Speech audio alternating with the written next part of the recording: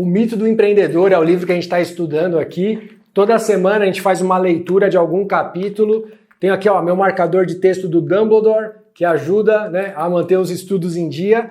E a ideia desse livro é que ele traz um modelo de franquia como um modelo a gente aplicar nos nossos negócios. Ele traz aquela visão de que cada personalidade nossa tem o técnico, o administrador e o empreendedor.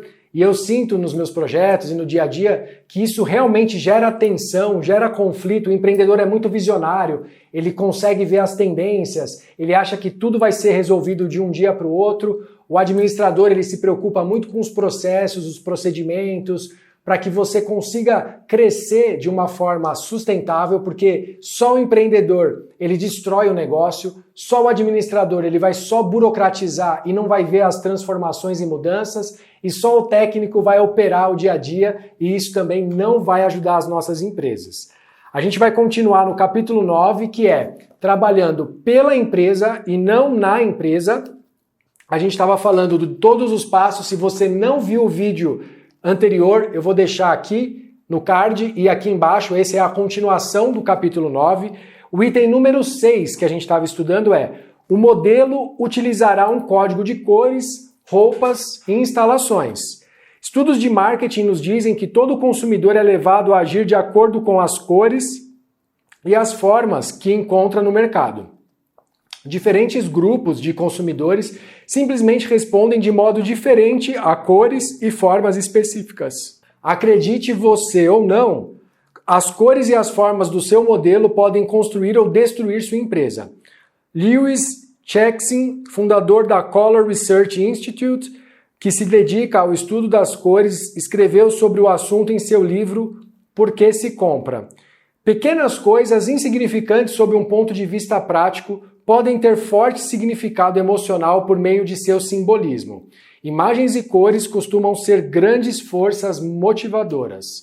Algum tempo atrás, estudamos mulheres que faziam compras em uma loja de roupas. Uma jovem queria comprar uma blusa disponível em várias cores. Ela colocou uma blusa azul junto ao rosto e olhou-se no espelho. Sendo loura, ficava bem de azul e sabia disso. Com ar encantado, pegou uma blusa vermelha. Gostava da cor, apesar de achá-la aberrante. A vendedora lembrou que amarelo era a cor da moda. Como não conseguia decidir-se entre a cor que lhe assentava bem, a que mais lhe agradava e a ditada pela moda, comprou uma blusa cinza.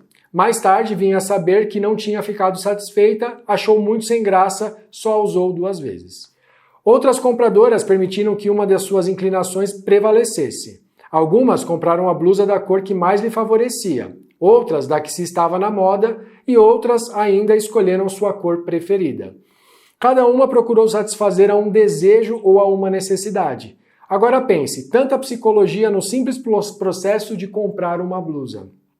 A sua empresa, a blusa da história da Czeksin, estão na mesma situação. Algumas cores funcionam, outras não. As cores que você vai mostrar ao cliente devem ser escolhidas cientificamente e utilizadas em todo o seu modelo. Paredes, chão, teto, veículo, nota fiscal, uniforme, vitrine e letreiros. O modelo deve ser considerado um pacote para o seu único produto, a sua empresa. Tal como as cores, existem formas que funcionam e formas que não funcionam, seja em cartões comerciais, letreiros, logotipo, prateleiras de exposição de mercadorias. Em um teste, a Czeksin demonstrou que um triângulo provoca muito menos venda do que um círculo, e uma coroa supera os 2 por uma margem significativa. Imagine, vendas aumentadas ao reduzir pela escolha de uma forma aparentemente sem significado. A forma do letreiro do logotipo, o estilo da letra empregado nos cartões comerciais tem um forte impacto sobre as vendas, quer você pense nisso ou não. O seu protótipo deve receber uma embalagem tão cuidadosa quanto uma caixa de cereal. Antes de prosseguir, vamos resumir o que vimos até aqui. Trabalhe para a empresa e não na empresa. Só um parêntese, se você não viu esses pontos, vídeo aqui embaixo na descrição para você acompanhar. Trabalhe para a sua empresa como se ela fosse um protótipo a ser produzido em massa. Pense na empresa como algo separado de você, como um mundo à parte, como um produto dos seus esforços, como máquina projetada para atender a necessidades muito específicas, como um mecanismo destinado a lhe proporcionar mais vida, como um sistema de peças interligadas, como um pacote de cereal ou uma lata de feijão, como alguma coisa criada para satisfazer as necessidades mais arraigadas do cliente, como um empreendimento muito diferente de todos os outros, como a solução para o problema de alguém. Só não pense na sua empresa como um emprego. Trabalhe pela empresa, não na empresa. E pergunte-se: como fazer a minha empresa funcionar sem que eu esteja lá? Como fazer meu pessoal trabalhar sem que eu interfira constantemente? Como sistematizar a minha empresa de modo que possa ser copiada 5.000 vezes e que a última cópia funcione tão bem quanto a primeira? Como ter uma empresa e ao mesmo tempo estar livre dela? Como dedicar meu tempo ao que eu gosto de fazer e não ao que eu tenho que fazer? Se você fizer essas perguntas, vai acabar encarando o verdadeiro problema. Não sabe as respostas. Esse sempre foi o problema, mas agora deve ser diferente, porque agora você sabe que não sabe. Agora você pode olhar o problema de frente. O problema nunca foi a empresa. O problema é você. Sempre foi e sempre será você. Até o dia em que você mudar. Até adotar uma perspectiva sobre o que é e como funciona uma empresa. Até você começar a pensar na empresa de modo completamente diferente. Até você aceitar o fato inegável de que uma empresa, mesmo uma muito pequena como a sua, é arte e ciência. E, tal como na arte e na ciência, para desenvolver uma empresa séria e bem-sucedida, informações específicas são necessárias. Mais importante, para desenvolver uma empresa séria e bem-sucedida, você precisa de um processo e de uma prática por meio dos quais obtenha informações a serem aplicadas produtivamente aos negócios. A seguir, veremos esse método, desde a abordagem inicial até o que é preciso saber para empreender a escalada. Um caminho testado e comprovado para o topo foi implementado por milhares de pequenas empresas como a sua. Chamamos esse caminho de E-Myth Mastery Program. É um processo que pode mudar sua vida. Por um momento, Sarah me olhou, pensativa, e em seguida falou: vou dizer com as minhas palavras o que eu entendi. Ela cruzou as mãos com força sobre a mesa diante de si e, como se quisesse enfatizar o que dizia, inclinou-se na minha direção e começou. Você diz que eu estou identificada demais com a minha empresa. Diz que preciso me afastar dela em 3 aspectos: no modo como penso nela, no modo como me sinto em relação a ela e no modo como trabalho nela.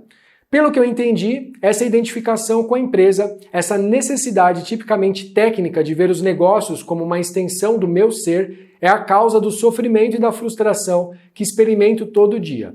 Quando venho para o trabalho, acredito que, se estou bem, a empresa estará. Que se eu trabalhar duro, a empresa vai ser bem-sucedida. Que se eu tomar conta de tudo que me passa na empresa, nada vai dar errado. Pelo que eu entendi, se eu quiser me livrar da frustração de exercer real controle sobre os negócios, preciso cortar essa identificação com a empresa. Devo entender a empresa de modo radicalmente diverso. Tenho de considerá-la um produto tal como as minhas tortas. E para isso, eu preciso responder a uma pergunta: como a minha empresa produto deve funcionar para atrair não somente os clientes, mas também gente disposta a trabalhar nela? A partir dali, passo a atuar de modo totalmente diferente. Sarah parou por um instante, como se esperasse o último pensamento ser absorvido, então continuou. Eu posso garantir que, até este momento, nunca havia passado na minha empresa como uma ideia. Nunca havia pensado na minha empresa como uma ideia. Para mim, não passava de um compromisso, um lugar onde eu ia para trabalhar. Jamais imaginei que pudesse ser diferente. E agora está ficando interessante.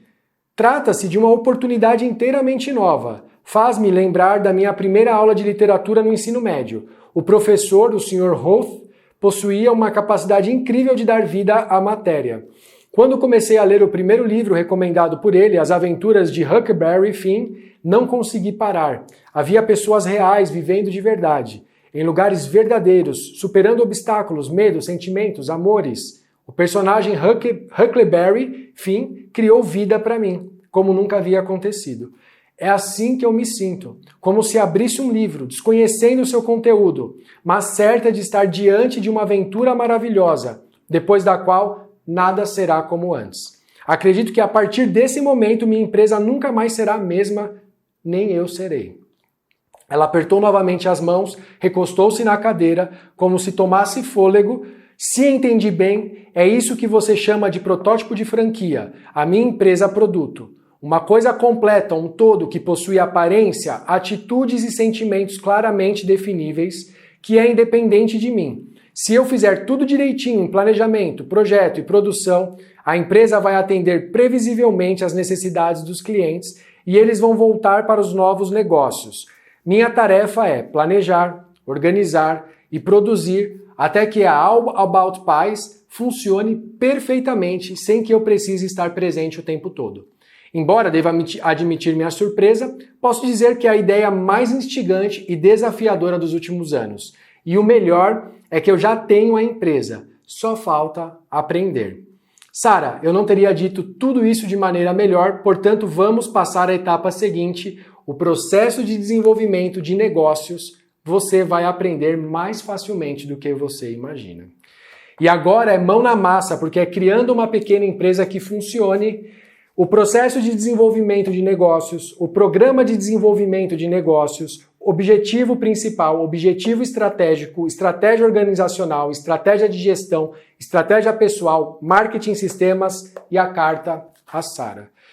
Se você tem uma empresa, eu já falei para vocês aqui no canal, eu tenho uma empresa chamada VegPet, uma empresa especializada em produtos saudáveis e ecológicos para pet, um e-commerce e uma distribuidora, e eu tenho uma marca de produto próprio chamada Bicho Green.